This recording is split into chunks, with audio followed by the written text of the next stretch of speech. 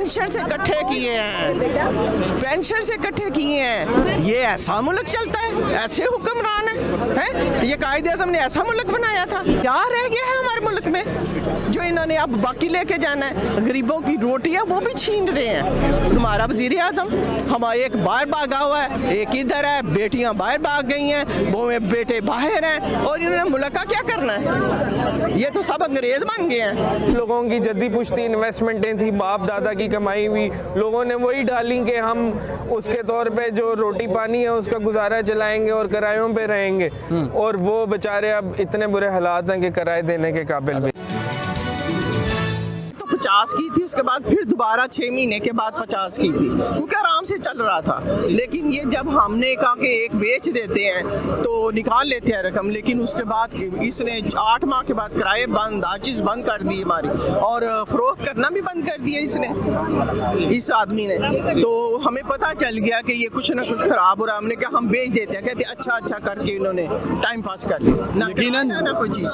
यकीनन वो करोड़ों रुपए आपने मेहनत से कमाए होंगे। बिल्कुल जी, पेंशन से इकट्ठे किए हैं, पेंशन से इकट्ठे किए हैं। फौजी लोग पेंशन इकट्ठी की है, उसके बाद वो हमने घर बेचे हैं, जो सरकार ने आर्मी की तरफ से घर बेचा था, और घर बेच के हमने इसके ऊपर कि चलो मंथली आएगी। हम तो मंथली के लिए तो बच्चा, बेटी ने शादी का जेवर बेचा मजबूर होके, वरना किसी को शौक नहीं होता कि अपने घर अपनी चीज जाती बेचना, बड़ी मुश्किल से बेचता है और कमाता भी। और देखे सोने का रेट क्या है, बेच के लोगों ने इसके चलो मंथली आएगी, ये मंथली 4 दिन दी, उसके बाद गैप। जब लोगों ने कहा जी हम बेच देते हैं, तो यो बेचने के चक्कर में इसने बस सामने आना शुरू कर दिया।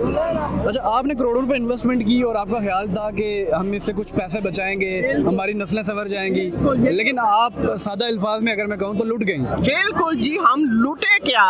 ये चोर, हुक्मरान चोर, ये हुमायूं चोर, गुलबर्ग जरीन चोर, फ्रॉडिये, इनके अलावा और इनके पास है ही नहीं फ्रॉड करने को।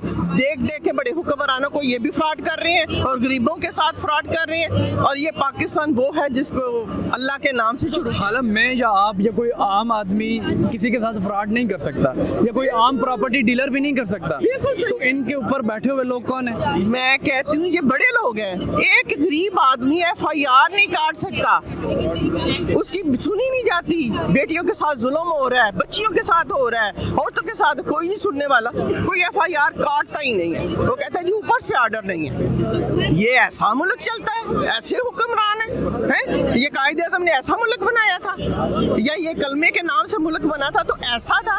ये कब का तबाह हो चुका हो, सिर्फ एक अल्लाह के नाम के शुरू हुआ है, ये अल्लाह के नाम पे ही खत्म होना है, ये याद रहे। आप सैकड़ों लोग हैं और आपके साथ अरबों रुपए का ये फ्रॉड हुआ है। इस फ्रॉड के बाद क्या पैगाम जाता है? लोग पाकिस्तान में इन्वेस्टमेंट करेंगे? मेरा हाल है भागेंगे, लोग भागेंगे जहाँ से उन्हें, जहाँ हमारा मुल्क हुक्मरान खुद भाग रहे हैं पैसा लेके, मुल्क के मजदूरों की मेहनत मिले बंद, हर चीज बंद।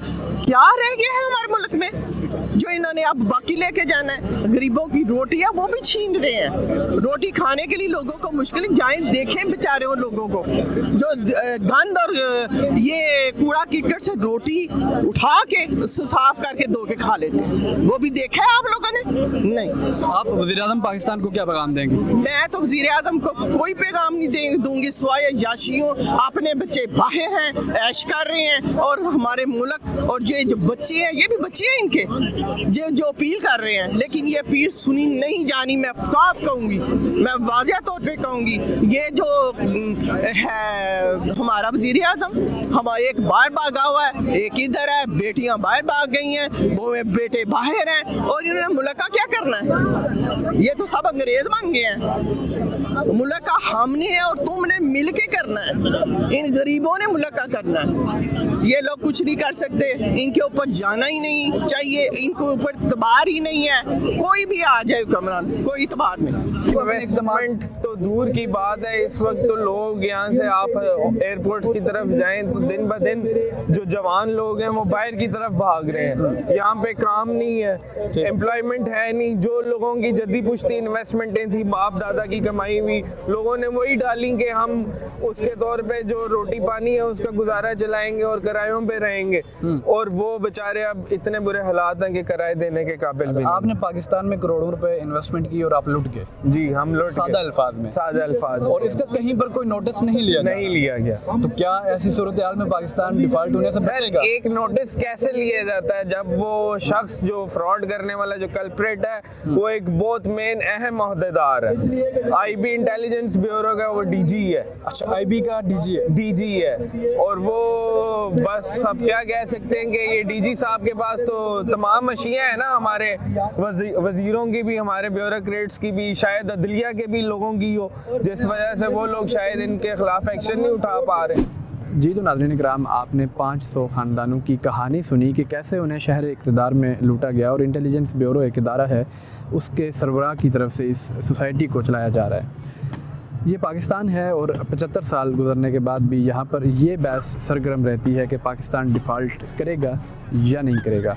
ज़ाहिर सी बात है कि ऐसी सूरत हाल में जब करप्शन उरूज पर हो, माली बदनवानियाँ उरूज पर हों, गरीब की कोई ना सुन रहा हो, शहरियों को लूट लिया जाए, तो पाकिस्तान कैसे तरक्की करेगा।